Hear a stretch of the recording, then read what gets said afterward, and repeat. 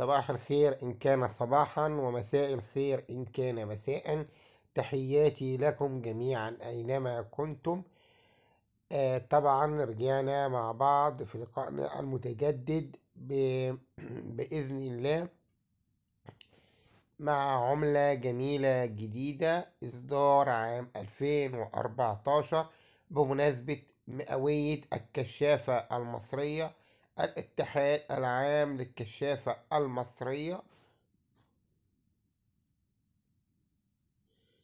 زي ما احنا شايفين اهوت، إصدار عام 2014 بمناسبة مرور 100 عام على إنشاء الكشافة المصرية عام 1914.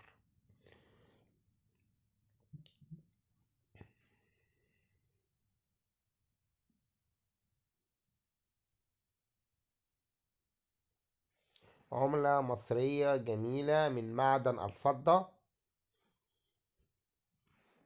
100 جنيه 2014 1435. 100 جنيه بالعربي اهوت، 100 باوند جمهورية مصر العربية بالخط الكوفي.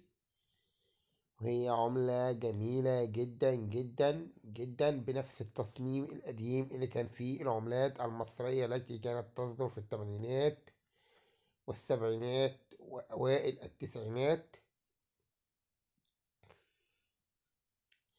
لكن هي من معدن الفضة وليست سبيكة من معادن مختلفة، هي من معدن الفضة. تقدر حضرتك طبعا لو انت محتاجها بتتوجه لمصلحة سك العملة في شارع السكة البيضاء والعباسية.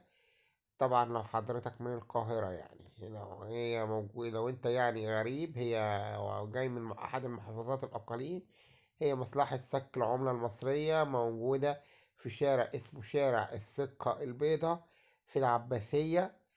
انت تقدر تروح تشتري منه العملات ديت اللي هي العملات الفضية التذكارية، موجودة هناك.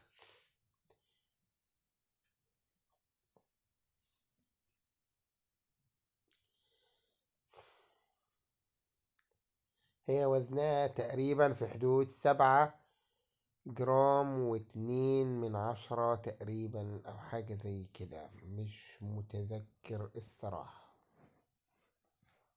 هي من معدن الفضة.